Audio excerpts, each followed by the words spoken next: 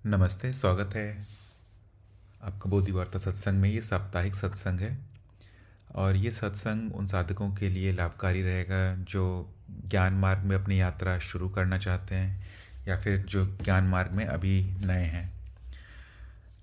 हर हफ्ते हम साधकों से प्रश्न लेते हैं और उन पर चर्चा करते हैं। तो जो भी साधक अगर किन्हीं के भी प्रश्न हो तो अपने प्रश्न लिखकर या बोलकर पूछ सकते हैं। और मेरे पास कुछ और प्रश्न हैं अभी, उनसे मैं शुरू करता हूँ। तब तक अगर कोई भी साधक कुछ पूछना चाहते हैं तो कभी भी बोलकर पूछ सकते हैं। तो पहले प्रश्न की तरफ बढ़ते हैं। एक साधक पूछ रहे थे कि क्या अनुभवकर्ता का ज्ञान किसी विशिष्ट सूक्ष्म इंद्रियों से हो सकता है। ये बहुत ही स्वाभाविक प्रश्न है। शुरुआत में ऐसा लग सकता है कि शायद मुझे अनुभवकर्ता का अनुभव नहीं हो रहा है, पर जब मेरी प्रगति हो जाए और अगर मेरे पास कुछ भी नए इंद्रियों का अगर किसी प्रकार से अगर मेरे पास नए इंद्रियाँ आ जाए, जो पांच इंद्रियाँ मनुष्यों के पास होती हैं उससे अगर परे कुछ हो सके तो शायद ज्ञान हो पाएगा।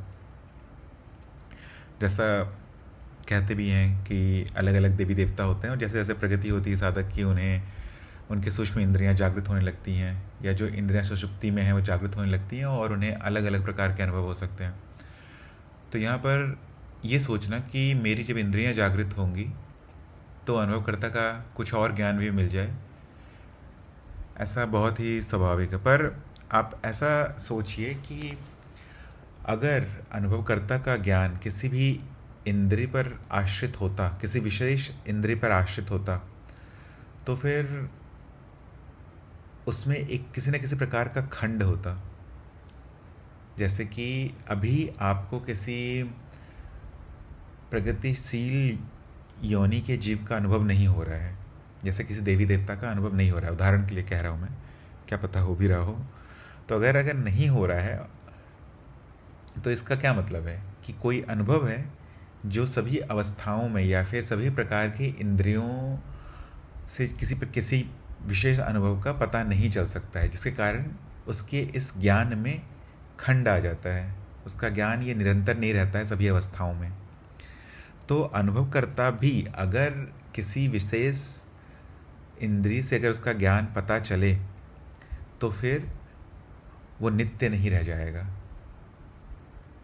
तो उसका जो ज्ञान है वो अभी ही होना चाहिए, जागृत अवस्था में। और अभी वर्तमान में अगर उसका जो ज्ञान हो रहा है वही समस्त ज्ञान रहेगा किसी भी अवस्था में। उसके बाद आप जीव का कैसा भी विकास हो, कैसे भी उसकी इंद्रियां जागृत होने लगे, इससे ज़्यादा ज्ञान नहीं होगा अनुभवकर्ता का। अगर हो जाएगा तो वो किसी न किसी प्रकार का अनुभव ही होगा, वो अनुभवकर्ता नहीं होगा। क्योंकि अनुभवकर्ता नित्य है, सत्य है, उसमें किसी भी प्रकार का परिवर्तन नहीं दिखेगा। जितना आपको अभी पता चल रहा है उतना ही आपको हर समय पता चलेगा, किसी भी अवस्था में रहे आप और किसी भी काल में भी रहे। अगर वो बदल जा रहा है तो फिर वो सत्य नहीं रहेगा। आशा करता हूँ ये समझ में आया हो। अगर कोई साधक कुछ पूछना चाहते हैं इस पर तो पूछ सकते हैं, या कुछ बोलना भी चाहते हैं तो लिखकर या फिर माइक ऑन करके भी बोल सकते हैं। मैं अगले प्रश्न पे बढ़ता हूँ। एक साधक पूछ रहे थे कि क्या अनुभवकर्ता में जो बदलाव होता है वो भी एक बदलाव जो नहीं होता है वो भी क्या एक भ्रम है। अनुभवकर्ता का जो नित्यता है या फिर जो उसका नित्यता का ज्ञान है, क्या वो भी एक मान्यता है। तो यहाँ पर साधक में रुचि ये है कि सभी चीज़ बदल रही है तो अनुभवकर्ता को ही बदलना चाहिए, या अगर वो नहीं बदल रहा है तो वो क्यों नहीं बदल रहा है, क्या चीज़ है जो उसको रोक रहा है बदलने में। तो यहाँ पे भी आपको बस ध्यान देना चाहिए कि जिसे आप बदलाव कहते हैं वो क्या है। एक के बाद एक घटना वहाँ पे आपको दिख रही है। पहली जो घटना है वो पूरी तरह से नष्ट हो जाती है और फिर दूसरी घटना आ जाती है। और क्योंकि स्मृति रहती है तो हमें ऐसा लगता है कि ये बदलाव नित्य है। जैसे कि एक बच्चा है, वो 6 साल की उम्र में उसका कुछ लंबाई होगा और मानिए 7 साल की उम्र में कुछ और लंबाई होगी। तो वो घटना पूरी तरह से बदल चुकी है। वो बच्चे का जो शरीर था 6 साल की उम्र में, वो शरीर अब नहीं है 7 साल की उम्र में। पर क्योंकि स्मृति का स्थायित्व रह जाता है, स्मृति ऐसा भ्रम पैदा करती रहती है कि वो ये वही शरीर है, बस अब और बड़ा हो गया है। तो जब भी एक घटना नष्ट हो जाए, उसकी जगह दूसरी घटना आ जाए, तभी आप कह सकते हैं कि बदलाव हो रहा है। और इस बदलाव के पीछे हमेशा कोई ना कोई प्रक्रिया चलती रहेगी। तो अनुभवकर्ता में बदलाव नहीं होगा कभी भी, क्योंकि ये सभी प्रक्रियाओं से परे है। इसमें कोई भी गुण भी नहीं है और कोई अवगुण भी नहीं है। सभी चीज़ों से निर्लिप्त है ये, सभी प्रकार के अनुभव से निर्लिप्त है, सभी प्रकार की प्रक्रियाओं से निर्लिप्त है ये। अगर इसमें कोई प्रक्रिया चल रही होती तो फिर आप कहते कि प्रक्रिया चल रही है और बदलाव नहीं हो रहा है, तो ये यहाँ पर कुछ सही नहीं हो रहा है। पर ये वो धरातल है जिस पर सभी प्रकार की प्रक्रियाएं चल रही होती हैं, जिस पर सभी अनुभव बदल रहे होते हैं, या फिर जहाँ पर सारे प्रकार के घटनाएं प्रकट होते हैं। तो अनुभवकर्ता का नहीं बदलना ही सत्य है, वो भ्रम नहीं है। ऐसा लग सकता है किसी साधक को कि सब बदल रहा है तो क्यों नहीं बदल रहा है ये, पर इस पर थोड़ा ही मनन करेंगे आप 10-15 मिनट, तो आप जान पाएंगे कि ये वो धरातल है जहाँ पर सभी अनुभव प्रकट हो रहे हैं, जिस पर सभी प्रक्रियाएं चल रही हैं, और इसके वजह से ही सभी अनुभव आपको दिख रहे हैं। तो इसका ज्ञान मान्यता नहीं है, इसका ज्ञान आपका अपरोक्ष अनुभव है, जो आप अभी जान पा रहे हैं। आप कुछ भी जान पा रहे हैं, वो यही बता दे रहा है कि अनुभव करता है अभी। आशा करता हूँ ये समझ में आया हो। नहीं तो कोई भी साधक कुछ पूछना चाहे तो पूछ सकते हैं। मैं अगले प्रश्न पे बढ़ता हूँ। एक साधक पूछ रहे थे कि क्या मेरा मनन सही है। उनका पूछना था कि अनुभवकर्ता को सभी घटनाओं का अनुभव तो होता है, पर अनुभवकर्ता कुछ तार्किक रूप से नहीं जानता है। तो आपका मनन पूरी तरह से सही है। आप ये देख सकते हैं कि जानने के लिए बहुत सारी प्रक्रियाएं चाहिए होती हैं, या फिर अगर तार्किक रूप से समझना है तो बहुत प्रकार के प्रक्रिया चल रही होती हैं, जिसकी वजह से ही जीव को कुछ समझ में आता है। जैसे पहले एक घटना हो जाएगी, उसके बाद एक और घटना होगी, और ये दोनों घटना स्मृति में संचित होगी। फिर उस पर बुद्धि आएगी, जो इस घटना में जो भी परिवर्तन हुआ है, जो भी इस स्मृति में परिवर्तन हुआ है, उसे बताएगी जीव के सामने, या फिर अहम भाव के सामने प्रकट करेगी। तो फिर उसके बाद जो भी निष्कर्ष निकल सकता है उस घटना से कि ये घटना जीव के लिए सही है, गलत है, इससे दूर जाना चाहिए या फिर इसे करते रहना चाहिए। तो ये सभी प्रकार की चीज़ें जो है वो स्मृति के कारण एक इसमें तर्क दिखने लगता है, या फिर स्मृति के कारण इसमें जीवन दिखने लगता है। पर अनुभवकर्ता इन सभी चीज़ों से परे है। जो आपका वास्तविक स्वरूप है, उसके सामने सिर्फ घटना घट रही है, ना उसके पास कोई स्मृति है, ना उसकी इच्छा है इसे समझने की, ना ही आप कुछ पाना चाहते हैं, ना ही आप किसी चीज़ के खोने से डरते हैं। जीव ऐसा कर सकता है, जीव डर सकता है, या जीव को हर समय कुछ ना कुछ समझने का वो कुछ ना कुछ प्रयास कर सकता है समझने के लिए, पर आप नहीं करते हैं, आप बस हैं। तो जो आपका मनन है वो एकदम सही है कि अनुभवकर्ता के सामने सभी घटनाएं हो रही हैं, सभी प्रकार की घटनाएं हो रही हैं। सिर्फ एक ही जीवन नहीं चल रहा है, किसी एक मनुष्य का जीवन नहीं चल रहा है। अनंत प्रकार के जीव जो प्रकट हैं, उन सब का जीवन अनुभवकर्ता के सामने चल रहा है, या फिर वो सभी जीवों से जो अनुभव प्रकट हो रहा है वो अनुभवकर्ता के सामने चल रहा है। जो भी अनुभव चल रहा है वो अनुभवकर्ता के सामने चल रहा है, और इसमें कोई भी तर्क नहीं है, इसमें कोई भी स्मृति नहीं है, बस हो रहा है इसके सामने। ये जो समझने का प्रयास शुरू हो जाता है, यही अनुभवकर्ता या फिर यही ब्रह्म को जीव बना देता है, क्योंकि फिर अहम भाव शुरू हो जाता है। फिर अब स्वयं की जो संरचना होती है जीव की, उसको बचाने का भाग दौड़ शुरू हो जाता है, उत्तरजीविता का संघर्ष शुरू हो जाता है। तो जब तक इसको समझने का प्रयास करते रहेंगे तब तक जीव रहेंगे, पर जैसे ही आप बस देखना शुरू कर देंगे, जीव जो करेगा करता रहेगा, जीव के लिए जो जरूरी होगा उस समय वो करेगा। पर आप अगर एक कदम पीछे हट जाए इस जीव से, तो फिर वो वास्तविक साक्षी भाव या फिर अनुभवकर्ता का भाव होगा, और उस समय समझने लायक कुछ नहीं होगा, बस हो रहा है जो होता रहेगा। आशा करता हूँ ये समझ में आया हो।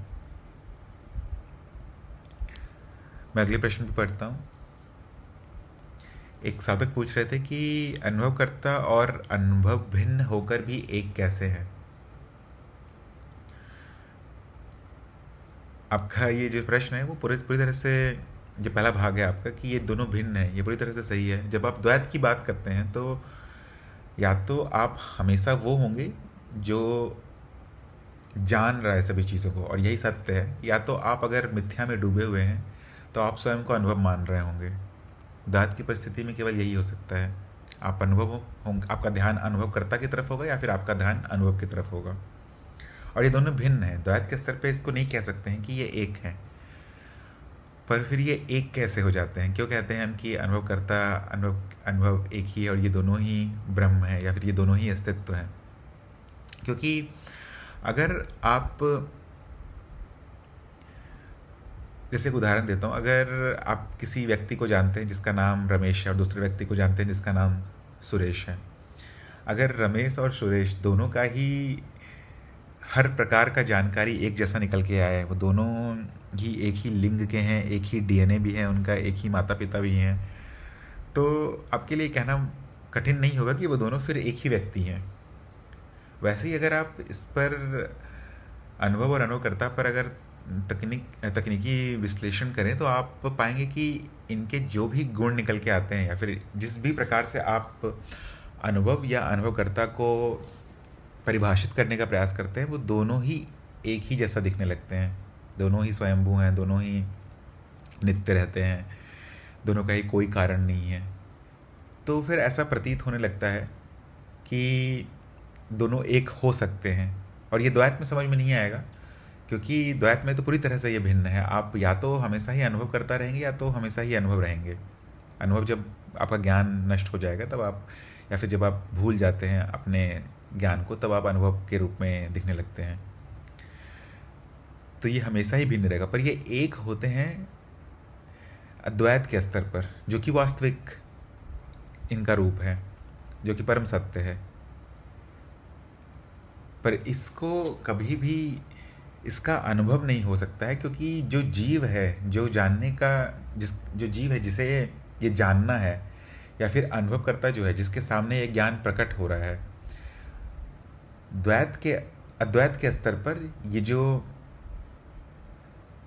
भिन्नता है या फिर ये जो विभाजन है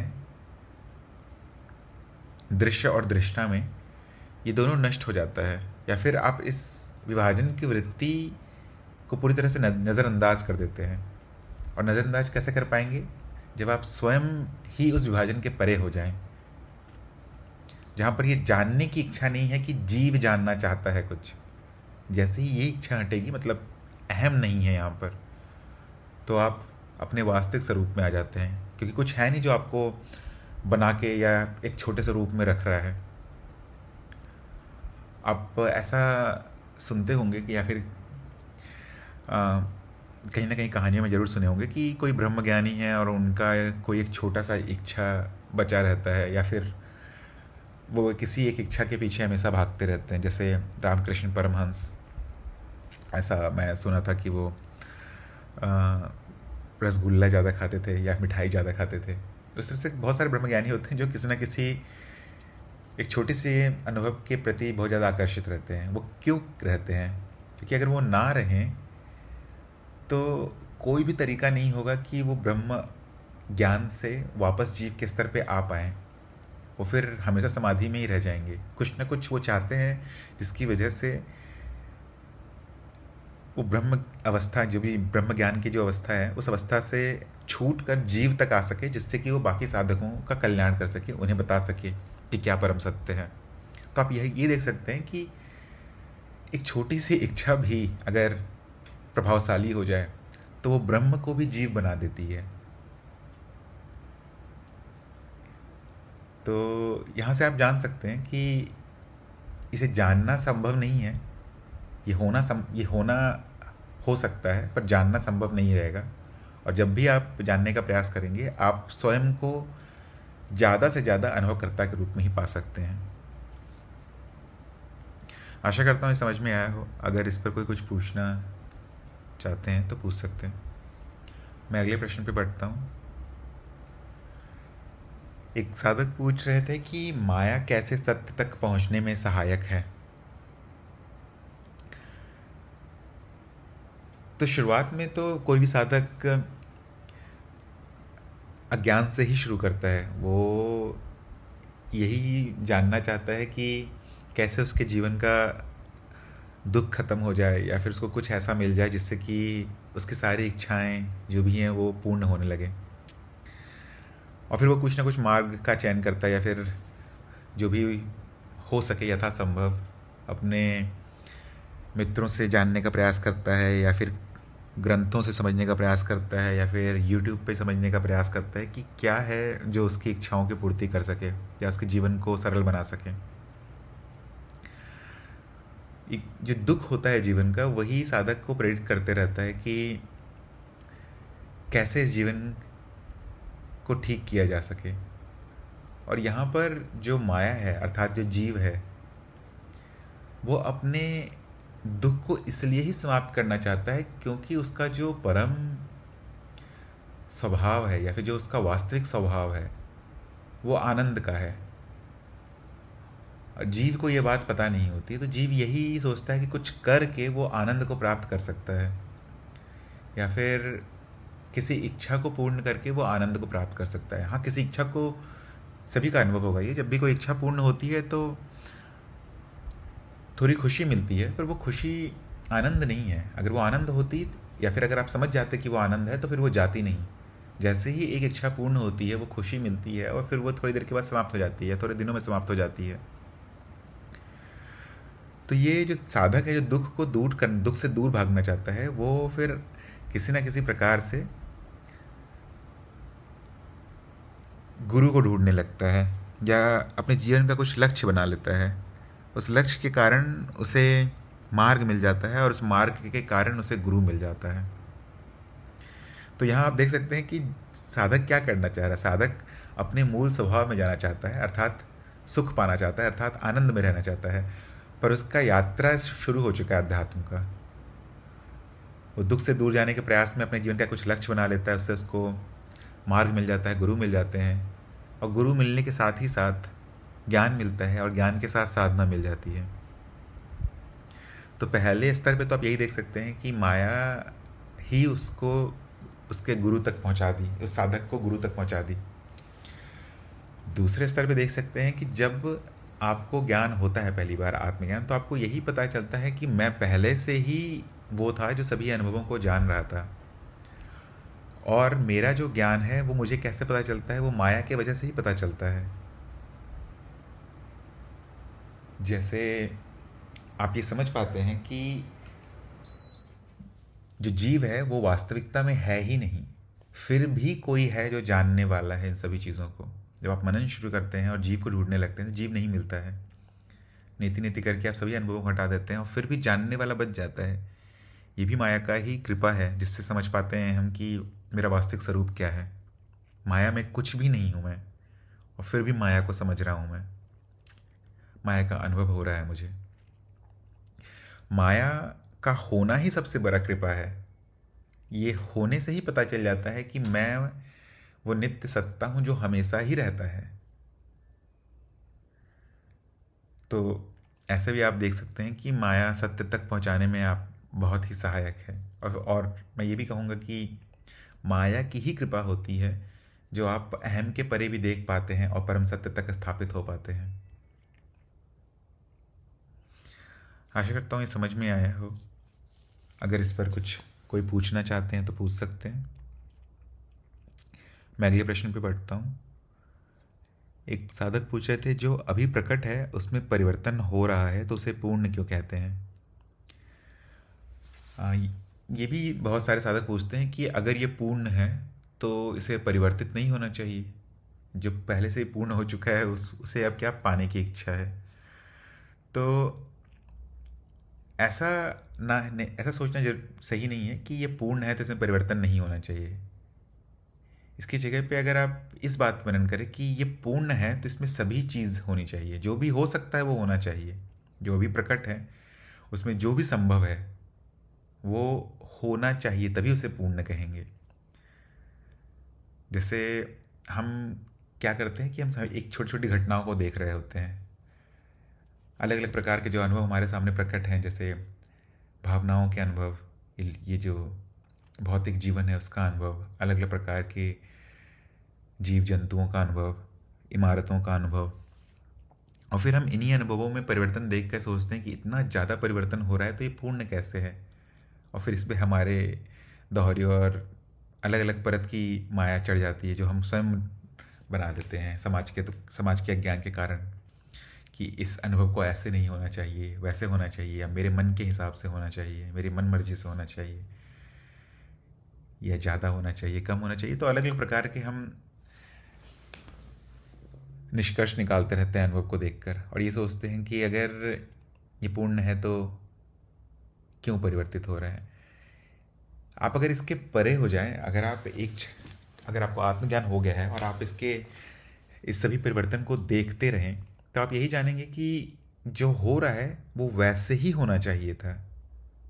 जैसे कि अगर कहीं आग लगा हुआ है और उसके बगल में कोई जाके बैठ जाए और सोचता रहे कि यहाँ बहुत गर्मी है, मैं कैसे इस गर्मी से दूर हट जाऊँ, या फिर ये आग का जो जो तापमान है वो सही नहीं है, इसे और कम होना चाहिए, तो ये मूर्खता है।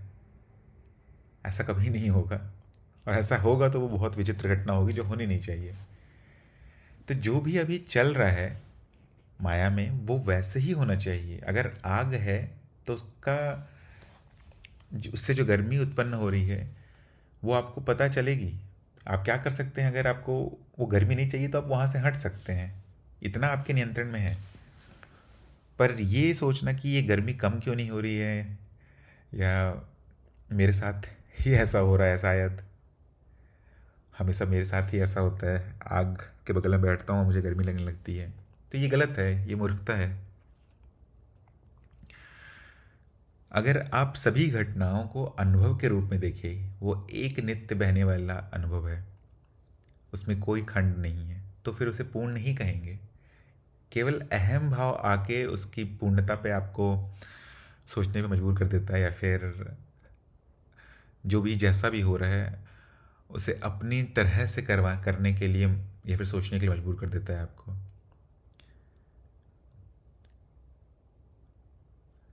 अगर इसमें ऐसा हो, जैसे कि अगर मान लीजिए कि आप रोड पे चल रहे हैं और अचानक से रोड गायब हो जाए या एक खाई बन जाए नीचे, तो फिर आप इसे कह सकते हैं कि ये सही नहीं है। पर अगर आप रोड पे चल रहे हैं और थक रहे हैं तो ये बहुत ही स्वाभाविक है और ऐसा ही होना चाहिए, इसे ही पूर्णता कहेंगे। अगर ऐसा नहीं हो रहा है तो फिर कुछ गड़बड़ है, और कुछ गड़बड़ है उस साधक के विचारधारा में, या फिर जो भी व्यक्ति है, साधक तो नहीं होगा, साधक तो समझदार ही होगा, पर अगर कोई व्यक्ति ऐसा सोच रहा है तो उस व्यक्ति के विचारधारा में गड़बड़ी है, या वो सही से सोच नहीं पा रहा, उसका बुद्धि अभी इतना जागृत नहीं हुआ है, अभी भी उसका बुद्धि कुछ ठीक करने के प्रयास में लगा हुआ है, और जैसे ही वो ठीक करता है वैसे ही वो जीव बन जाता है। आशा करता हूँ मैं अपनी बात को यहाँ रख पाया हूँ। आज का मेरा आखिरी प्रश्न है, अगर कोई साधक कुछ पूछना चाहते हैं तो पूछ सकते हैं, लिख कर भी, या चाहे तो बोल कर भी पूछ सकते हैं। एक साधक पूछ रहे थे कि अनुभव भी अनुभवकर्ता के समान नित्य है, फिर ये सत्य क्यों नहीं है। तो अगर आप सत्य का परिभाषा देखें तो सत्य उसे कहेंगे जो परिवर्तन जिसमें ना हो, जो परिवर्तनशील ना हो। अनुभव हमेशा ही रहेगा, जब तक अनुभव करता रहेगा तब तक अनुभव रहेगा, और ये दोनों हमेशा ही रहेंगे, क्योंकि ये दोनों ही अस्तित्व के अलग अलग भाग हैं, दो आयाम हैं। पर अगर ऐसा आप सोच रहे हैं कि नित्य होना ही सत्य होने का मानदंड है, तो ये नहीं है, पूर्ण नहीं है। कम से कम नित्य तो होना ही चाहिए, पर उसमें बदलाव भी नहीं होना चाहिए। अगर मान लीजिए कोई व्यक्ति आपको मिलता है जो रोज़ आपसे एक ही बात कहता है और झूठ कहता है कि सूरज मान लीजिए दक्षिण से उगता है, तो वो रोज़ अगर ये कह रहा है तो इसका मतलब ये नहीं कि वो सत्य हो जाएगा, बस ये कह सकते हैं कि रोज़ झूठ बोलता है वो। तो अनुभव नित्य है पर हर समय परिवर्तनशील है। और ऐसे भी आप देख सकते हैं कि ये जो परिवर्तन हो रहा है अनुभव में, ये कहाँ हो रहा है, वो धरातल आपको नहीं मिलेगी कभी भी, ये तत्व नहीं बन सकता है। ये नित्य रह सकता है अनुभवकर्ता के साथ, पर कुछ होना चाहिए जिसके ऊपर ये भावनाएं उठ रही हैं, कुछ होना चाहिए जहाँ पर ये सारे सौरमंडल हैं, जहाँ पे ये अनंत आकाश गंगाएं हैं, जहाँ पे सभी लोक हैं, जहाँ पे आपका स्वप्न उभरता है, जहाँ पर आपके मानसिक विचार उभरते हैं, कुछ होना चाहिए जिस पर ये उभरे। अब वो जो भी उभरेगा वो मिथ्या है या जो भी है, पर कुछ होना चाहिए धरातल उसका। वो धरातल आप स्वयं है, जो जानना हो रहा है, जिसे जो ये समझ पा रहा है, जो ये जिसके सामने ये प्रकट हो रहा है, जिसके सामने ये दृश्य दिख रहा है, उसका होना अति अनिवार्य है। नहीं तो कुछ भी होता रहे, किसे पता चलेगा? हो ये होगा भी या नहीं भी होगा, हमें कुछ नहीं पता चल सकता उसके बारे में। तो जो अनुभव करता है वो धरातल देता है जिस पर सभी प्रकार के नित्य मिथ्या प्रकट हो सके। तो जो आपका प्रश्न है, इसमें यही मान्यता है कि नित्य है तो सत्य होना चाहिए, ऐसा नहीं है। उसमें अपरिवर्तनशीलता ही अनुभवकर्ता के सत्य होने को परिभाषित करती है या फिर उसे तत्व घोषित करती है।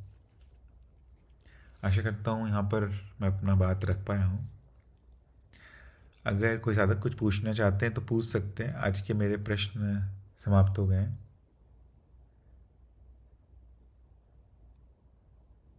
नहीं तो आज का सत्संग हम समाप्त करते हैं। सत्संग में जुड़ने के लिए सभी साधकों को धन्यवाद।